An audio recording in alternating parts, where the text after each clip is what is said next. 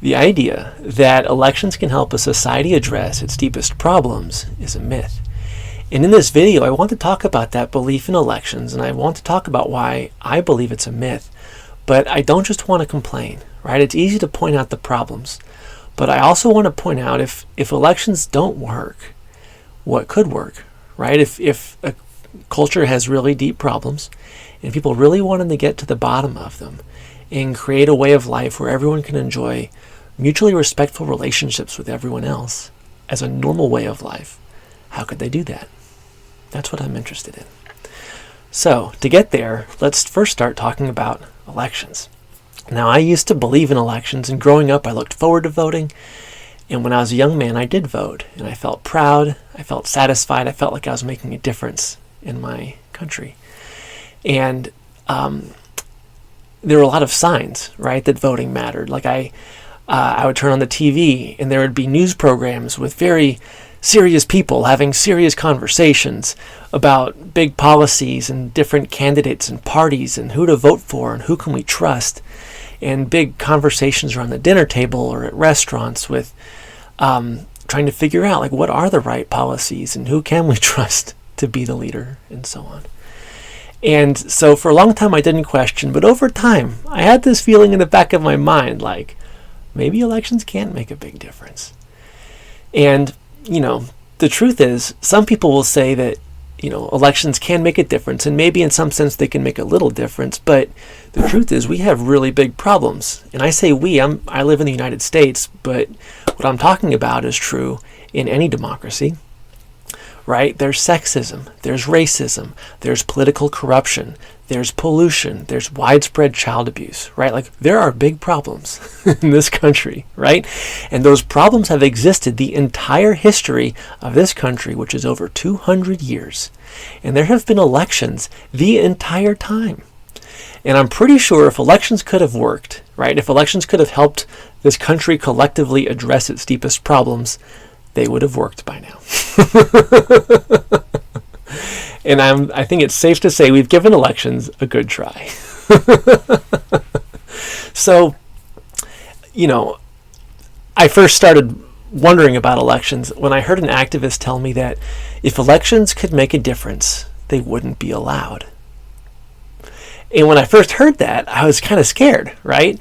Because that statement implies that there's some force, sort of behind the scenes that has the ability to keep people from choosing their leaders, right? Which is a kind of a big deal. And, but at first I couldn't tell, right? Like, is that person cynical and doesn't believe in anything? Or are they a sore loser? Or do they see something that I don't see? And so I kept, paying attention and asking questions over time. And I asked people, like, about their experience, like, what's voting like for you? And I kept hearing similar stories. And the basic version goes like this. Someone walks into a voting booth and they mark a name on a paper, and they put the paper in a ballot box, and maybe they hold their nose. And then the next day, someone gets elected, and that politician ends up breaking their promises. And then everybody complains about politicians always breaking their promises. And then a few years go by, everyone gets up their hopes and goes through that whole cycle again. Now, I have a question for you. Does that sound like a good strategy for addressing a society's deepest problems? I don't think so. I really don't think so. I would not have chosen that strategy to, for a group of people to all collectively address any sort of big problems they face. So, and it's easy to point out, to joke about these things, but the truth is that's not just the way it is in the United States, right? All those big problems, right? The corruption, a few rich and a lot of poor, the pollution, the racism, like those problems and elections also exist in Russia. All of that exists in France. All of that exists in Mexico, right? All around the world, you can look at elections and notice that no country with elections is solving its deepest problems, right? So it took me a while, but eventually I figured out a question to ask that would really help me feel confident, right? Because I don't want to be cynical. If elections if elections can work, then I want to give it my best shot, right? And make them work. But if elections can't work, I don't want to waste my time, right? I want to go put my time towards something that could work, right? That could make a big difference. So how can we know if elections work or not? Well, what I came to is I would ask, like, what happens when elections might make a big difference? And so I found some stories, and the stories told me that elections can't make a big difference. So I'll share my favorite one here, which comes from Australia. Now, for a long time, Australia used to be a British colony. And the truth is, it's still a British colony, but I'm getting ahead of myself a little bit. They started having national elections, like they have a parliament and they have a prime minister. And so all through the 20th century, they would vote, right? The Australians they had local elections too, but speaking about the national elections, they would vote every few years for their representatives, and then there would be a prime minister chosen. And in some ways, their government is different than the United States' form of government, but in a lot of ways, their elections are really similar to what happens here in the United States, right? Every few years, there's a big election, and candidates run for office, and they spend huge amounts of money, and there's lots of advertising, and very important people go on television and have very serious conversations about policies and candidates and who can we trust. And Australians will have important conversations in their families and communities about the policies and everything else. And that it was that way every time it was time for a national election, all the way through the 1940s, 50s, 60s, all the way through the 20th century, and all the way to the present day. But something strange happened in 1975. So what happened that year? Well, a prime minister named Gu Whitlam had been elected to be prime minister. And, well, to cut to the point of the story, the Queen of England fired him.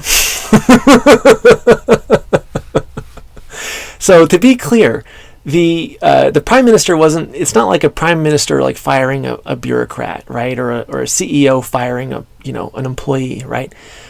Millions of Australians had participated in an election where they collectively decided that man was the one that they wanted as their leader, right? So if you think about it, he had a huge campaign with all these strategists, with like media people, with people going door to door canvassing, right? Huge amounts of money being spent. But it wasn't just him and his campaign, right? It was also his opponents. They had the same kind of thing. They had a campaign. They had media people, strategists. They had huge amounts of money trying to convince people that that those campaigns were the most worthy, right? And then all of the Australians who voted collectively participated in an election because that was how they together were choosing the leader that they would most trust to make the big decisions, right, that affected everybody. So after all of that effort, at the end of 1975, the Queen of England said, you know what? No. Go try again. And you're going to keep trying until you pick someone that I like, right? It's crazy. But that's what happened. And unfortunately, that's not the most ridiculous thing. Do you want to know the most ridiculous thing? The most ridiculous thing, to me, is that Australians kept voting.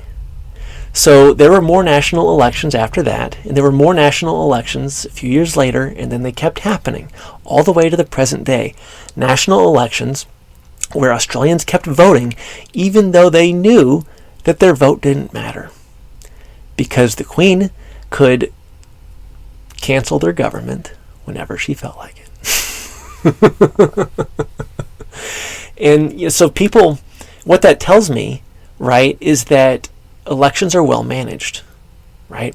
Because normally, right, you have this like list of candidates you can vote for in Australia, but if they're all, generally approved by the Queen or her representatives, then of course you're not going to have deep change when you vote, right? Because all of your candidates are pre-approved and guaranteed not to rattle the boat too much. And it also shows me how well elections are managed, because in the entire 20th century and the first quarter of this century, the Australian ruling class only had to cancel the government once, right? So they're really well managed.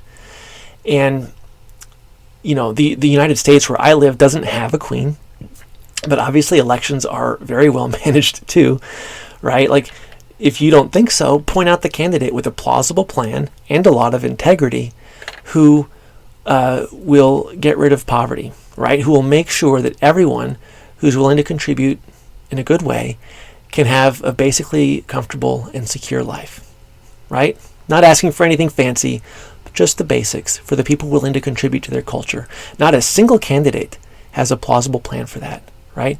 Point out the candidate with a plan to get us to zero racism, zero pollution. None of them, right? In fact, I have a lot of friends who are really worried about Donald Trump, right? And who did most of them vote for in 2020? They voted for Joseph Biden, right? Well, Joseph Biden was quoted as telling his donors, and I'm going to paraphrase here, but he said that if you vote for me, I guarantee nothing will fundamentally change. Well, there you go. Right? You have one candidate you're really afraid of and one who guarantees that nothing will fundamentally change. And all these really big problems we have will persist indefinitely. And I actually appreciate that, right? Like, I actually like it when people who don't care, right, who don't want to solve the big problems, at least they're honest. And that helps, because then I can know, okay, elections aren't the way, right? If the only two options are terrible, and in fact the only options have always ever been terrible, then I'll stop wasting my time with elections, and I'll look for another way that might actually address the deepest problems. So, what's really going on, right? Let's get real about elections. If elections can't address our deepest problems, and we've known that for centuries because they continue to not address our deepest problems, well, what that means is that we're going through the motions, right? We're going through the motions of self-governance. You're going through the motions of self-rule. Like, we check boxes on a ballot, right? We listen to the news, and we talk about it a lot, and we worry about it a lot, and we shake our fists at the TV maybe. But the point of all that, the point of going to vote, is for the group of people to collectively shape their own culture, right? To make a culture that's satisfying to everyone involved. And obviously elections aren't having that result, right? So that's what it means to go through the motions of something, right? To do something over and over, even when you know it's not working. Because the candidates consistently break their promises, right? Like, there's something else going on. So, okay, if elections don't work, then what could work, right? Well, that involves addressing, getting to the root of our problems. And so I want to talk for a second about healthy and unhealthy cultures. And I just published a book. It's a free book called One Disease, One Cure. And in it, I talk about this research I've done into healthy human cultures and unhealthy human cultures. And it turns out that when I look at healthy cultures around the world, none of them have political corruption. None of them have racism. None of them have sexism. None of them have pollution.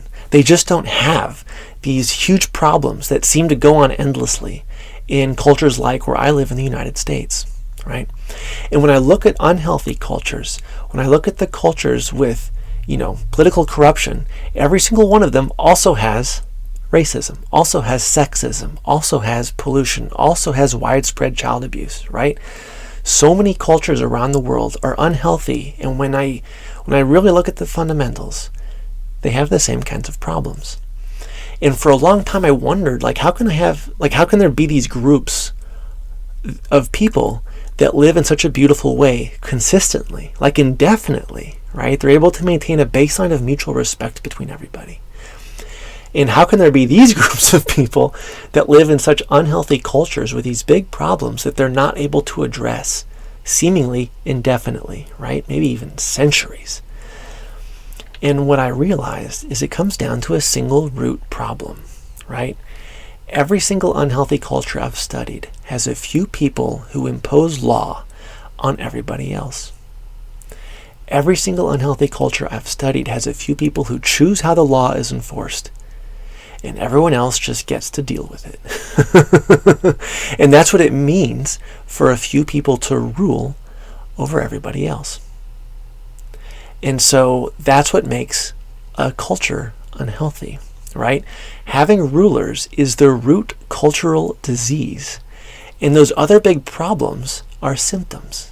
So sexism is a symptom of a cultural disease where a few people rule over everybody else. Racism is a symptom. Pollution is a symptom. Pick your problem. Political corruption is a symptom, because in every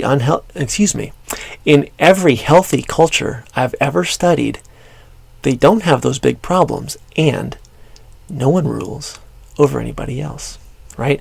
In every healthy culture I've ever studied, people agree on their rules, and anyone can hold anyone else accountable. And this might sound like I'm talking about a small village or a big family or something, but I'm talking about whole nations, right? Even collections of nations have been able to live this way, and some of them live this way right now as I speak. And they're able to maintain a baseline of mutual respect. And these cultures can show ways that actually allow people to maintain that baseline of mutual respect as a normal way of life, right? So if elections don't work, well, what could work? And what I've found is that healthy cultures, like, there's a huge amount of variety, right? Every culture has its own special ways of handling its affairs.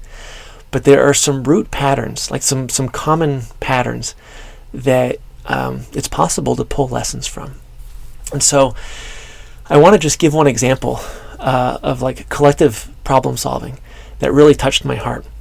And it comes from the Okanagans. And this woman named Jeanette Armstrong is an Okanagan woman, and she gave a talk where she described their decision-making process.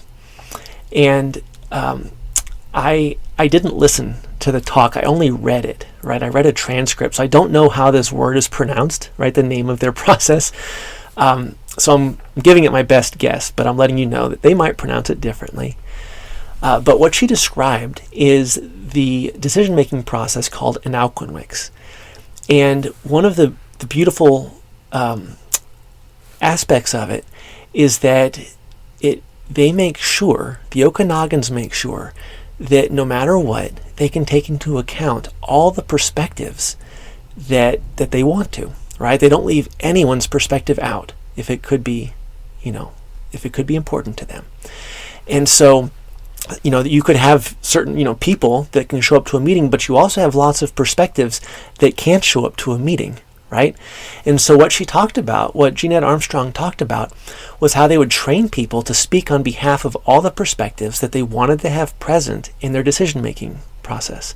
So they would have people trained to speak on behalf of children, trained to speak on behalf of mothers, trained to speak on behalf of the water, or future generations, or non-humans. And she talked about how she was trained to be a land speaker. That was her role.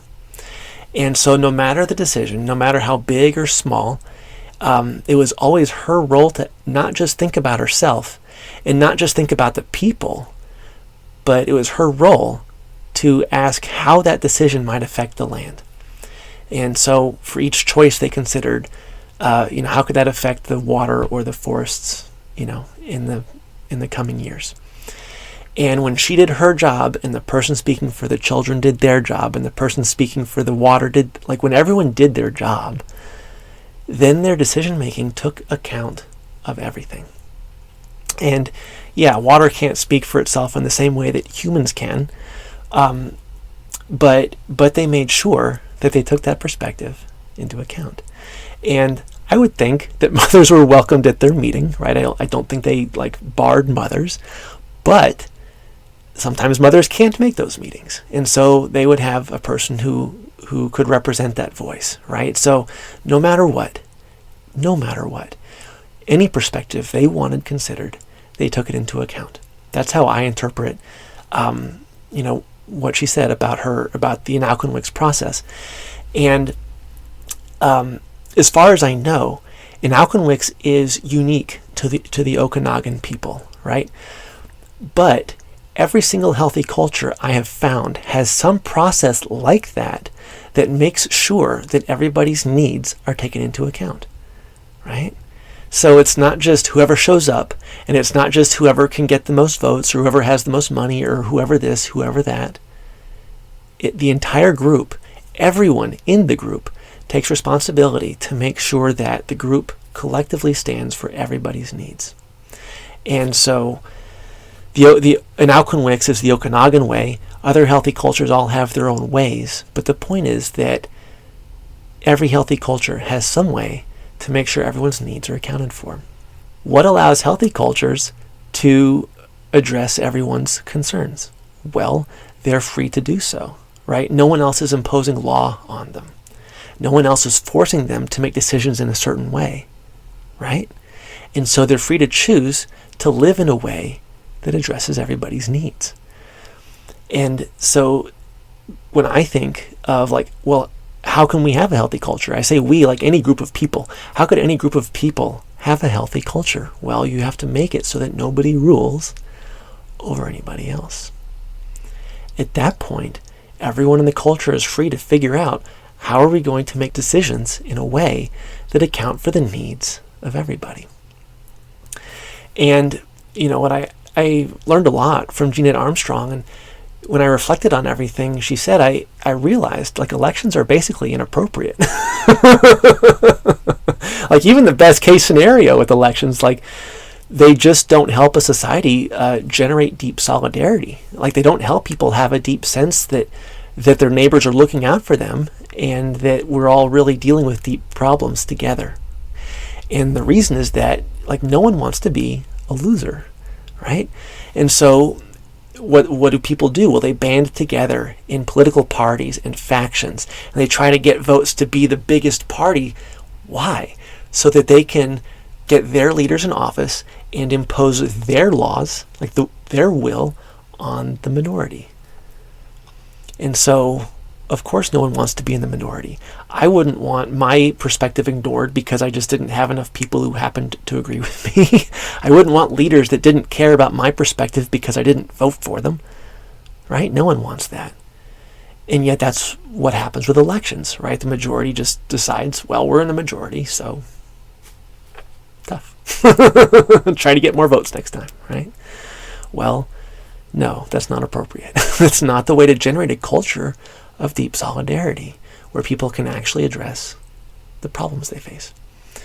And so, you know, I used to believe in elections. I used to believe in a lot of things that I've had to let go. And I'll acknowledge, like I felt fear, I felt anger, I felt sadness, I felt a lot of things as I let these different beliefs go. But I can tell you something. On the other side of all those hard feelings, I found something really beautiful, right? When I came to that place of deep acceptance and I realized like they can't help us address our deepest problems, when I really accepted that, that opened up space for wondering what could work, right? If elections can't work, and I'm not going to waste my time on something that doesn't work, what could work and really make a deep difference? And that's what my book is about, right? If people wanted to really address the deepest problems in their culture, how could they do that? How could we maintain a culture with a baseline of mutual respect as the normal way of life and stop messing around with things that don't work? So if you'd like to learn more, I welcome you to check out my free book. It's called One Disease, One Cure, and it's available right now at onedisease-onecure.com.